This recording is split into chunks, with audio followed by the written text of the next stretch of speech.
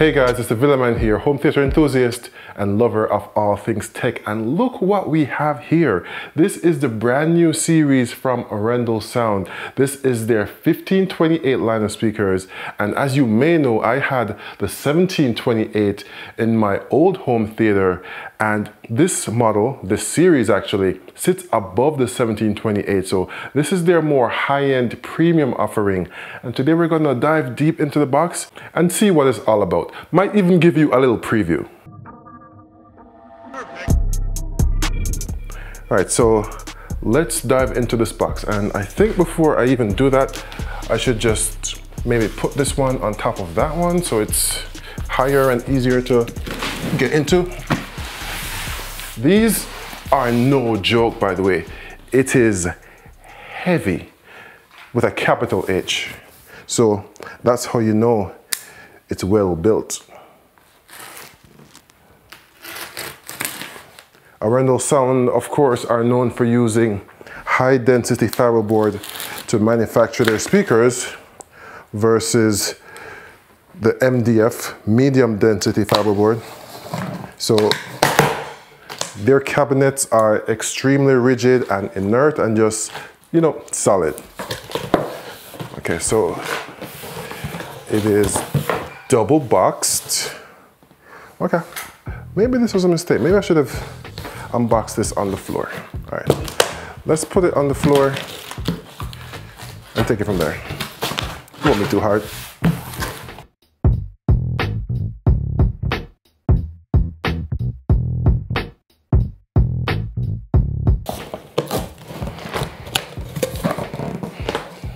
Okay, first things up are the feet and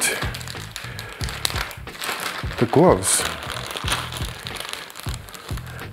So these are some little rubber non-slick feet, I guess. Let's put that here for now. And I'm not sure if I want to use these gloves because I like to make sure that I have a full grip on whatever I'm unboxing so nothing slips out of my hand and falls. Ah, this is the speaker grill. It's a nice metal design with some rubber that basically covers the magnet that's inside of it. Because I think based on Youthman's unboxing, there were some magnets inside this thing. So this is the monitor version, in case you couldn't tell by the packaging and the size. There's no way this could be towers, right? Being as small as it is relatively.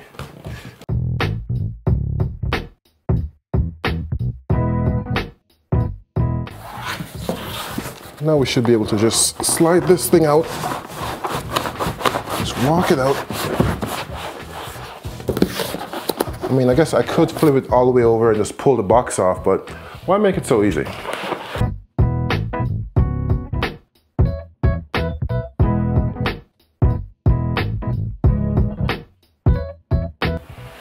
Word of advice for anyone who is doing this themselves, maybe just flip the box over after you open it and just lift it off. It's a lot easier. That's how I unboxed subwoofers, but I'm not sure why I did it this way, but whatever.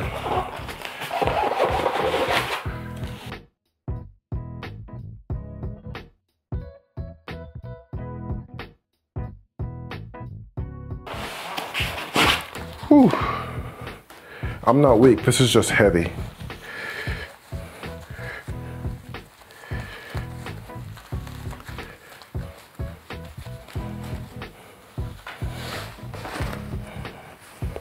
Ooh. Oh wow, this is a really interesting color. Look at that.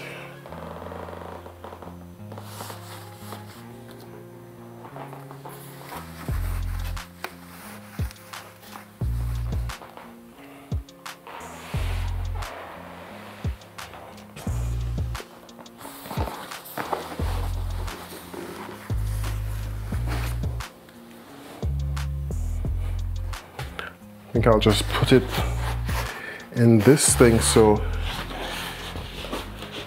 we have it on something other than the ground. for starters. So let's flip it back over.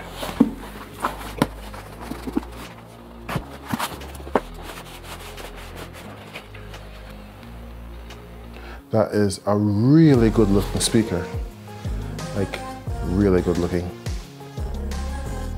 So this is the, I think, better way to unbox a heavy component like this.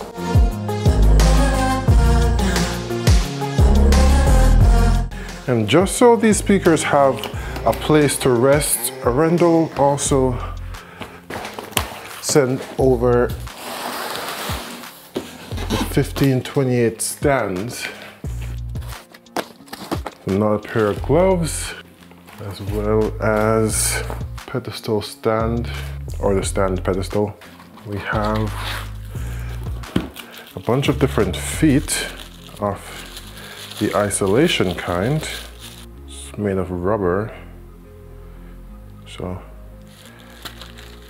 with the Arendal logo on the bottom of it. There's also a little sticker. You have a bunch of different screws as well for assembling the stand together. Brackets and the remainder of the feet.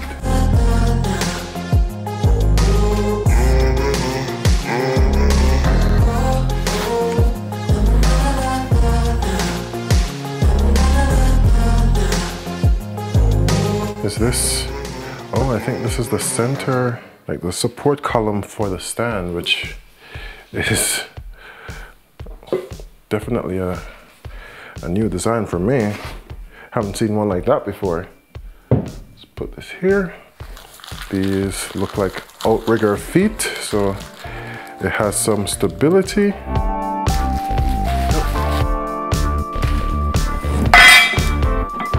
Oh, they're definitely metal, you can hear that. And the last part, this is the base that the feet get attached to.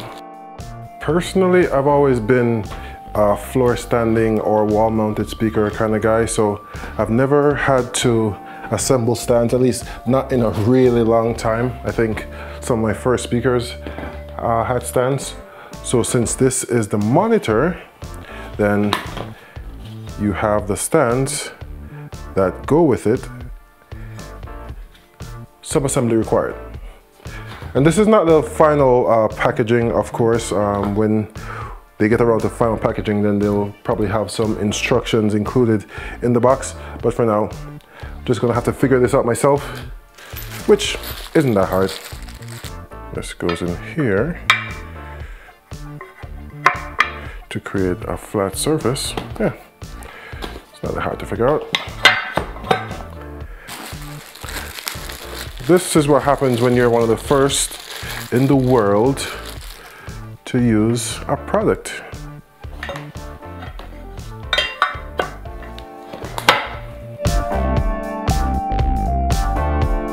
As I mentioned, this is not final packaging, of course, pre-production as it is, so the final retail packaging may be different. Now we can put these feet on the bottom so we have something to rest it on. It's a very nice quality, or it's a pretty good indication of overall quality when even the feet are some nice soft touch rubber. Provide isolation from the floor to reduce vibration. So the question is, do I have it like this with the mark right here higher, or like this with it lower? Now, because there's a little shelf here for the speaker to sit on, I think it would be better to have this down here at the base. So that's where I will put it. These holes right here line up regardless of which orientation it is. So like that, or like that. And to attach the base to the column of the pedestal, I'm gonna use these longer screws. The stand is 22.5 inches high, basically. On the back are channels for cable management. And that stand is pretty much done. All we have to do now is attach the speaker with the 4 remaining screws to these 4 holes so it's solid and secure and won't just tip over. If you push it, it has the full support of the base. That's all that's left to do. All right, so now we gotta install the stand. And I think I'll do this by turning it upside down and placing it on the speaker because the stand is a lot lighter than the speaker is. A lot. So line it up with the 4 holes and now we can secure it. So now for the careful task of turning this right side up. Let's hold the speaker because you don't want to support all that weight with just 4 screws.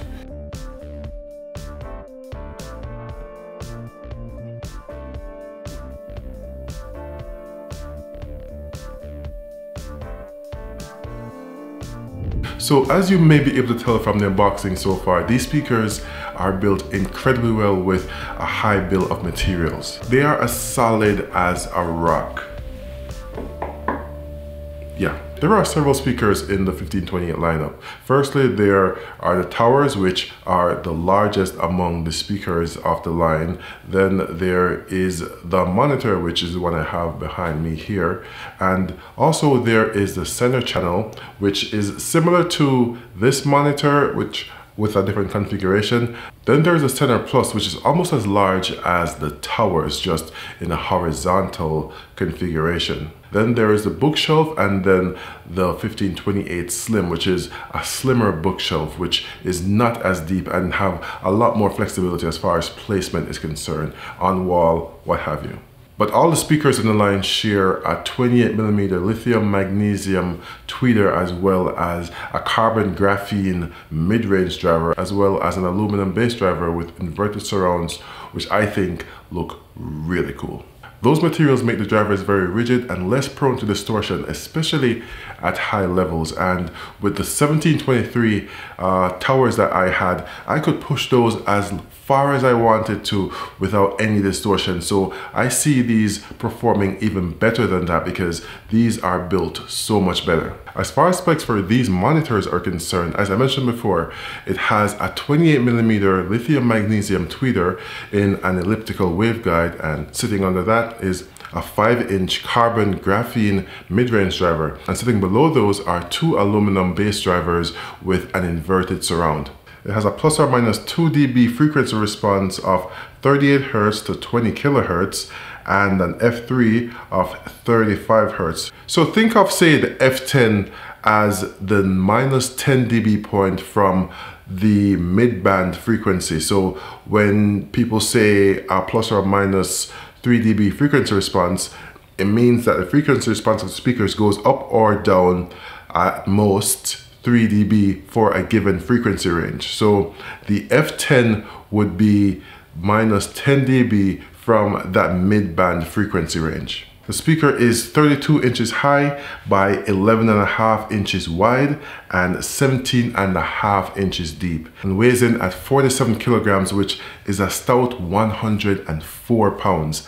They are no joke. The tower's monitor and bookshelf has pretty much an attenuation switch where you can adjust the output of the high and mid-range frequency from reference to low to high. So for example, say if you're placing the speakers behind an acoustically transparent screen, so there may be some reduction in the high range frequency as a result, then you can then set that switch to high, which would then amplify the output of the high range frequencies. So it would compensate for the attenuation of the frequency through the acoustically transparent screen by boosting the output using that switch. But I am really looking forward to testing and pushing these speakers to see just how well they really perform and just how good they sound.